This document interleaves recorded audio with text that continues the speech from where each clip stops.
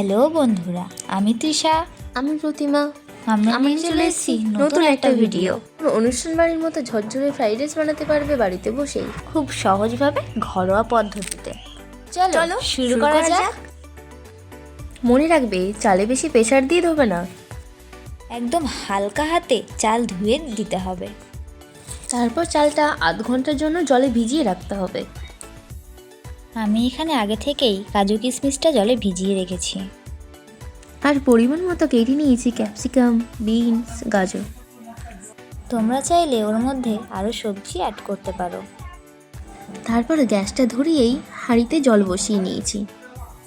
জলটা একটু গরম করে ওর মধ্যে দিয়ে দিয়েছি একটা তেজপাতা, কয়েকটা গোটা গরম মশলা, 1 থেকে 2 চামচ মতো সাদা তেল। তারপরে মিশ্রণগুলিকে নেড়ে দিয়ে জল ফোটা পর্যন্ত ঢেকে রাখতে হবে। এই দেখো জল বেশ ফুটে এসেছে। এরপর ভিজিয়ে রাখা চালটা পাত্রের মধ্যে দিয়ে দিতে হবে। তারপর দিয়ে দিচ্ছি পরিমাণ মতো লবণ। এরপর ঢাকা দিয়ে চালটা 80%-এর মতো ফুটিয়ে নিতে হবে। 80%-এ বেশি ফোটালে চালটা বেশি গলে যেতে পারে। চালটা সেদ্ধ হতে আমার মিনিমাম 15 মিনিটের মতো সময় লেগেছিল। মাঝে ঢাকাটা তুলে আমি 2বার নেড়ে দিয়েছিলাম। সেদ্ধ হওয়ার সময় গ্যাসটা অবশ্যই মনে করে লোয়ে রাখবে। দেখো ভাতটা প্রায় হয়ে এসেছে। তাই হাঁড়িটা নামিয়ে একটা ঝুড়ির মধ্যে ভাতটা ভালোভাবে ছেঁকে নিয়েছি। তারপর একটা বড় থালায় ভাতটা ঢেলে নিয়েছি। অবশ্যই মনে রাখবে ভাতটা থালায় ঢালার পর একটু ভালো করে নাড়াচাড়া করে নেবে।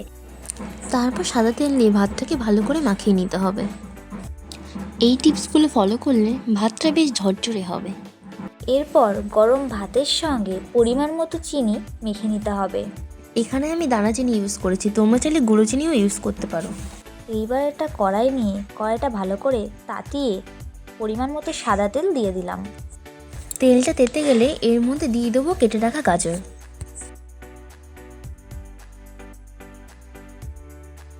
এইবার গাজরটা আমাদের ভালো মতো ভেজে নিতে হবে।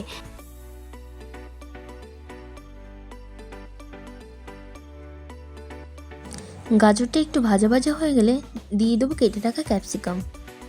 আবার এটাকে ভালো করে ভেজে নিতে হবে। এবার দিয়ে দেবো কেটে রাখা বিনস। এবার সবকটা সবজি ভালোভাবে ভেজে নিতে হবে। সবজিগুলো ভাজার পর দিয়ে দেবো আগে থেকে ভিজিয়ে রাখা কাজু কিশমিশ।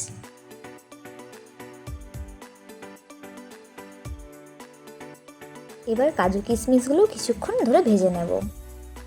এগুলো ভাজা হয়ে গেলে আমি অন্য একটা কড়াইয়ে দিয়ে দেবো পরিমাণ মতো সাদা তেল।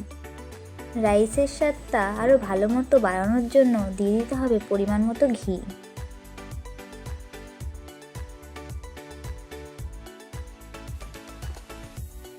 এবার সবজি আর রাইস কড়াইয়ের মধ্যে দিয়ে হালকা করে ভেজে নেব। তাহলে এই ঘরোয়া পদ্ধতি তৈরি হয়ে যাবে ঝরঝরে ও সুস্বাদু ফ্রাইড রাইস।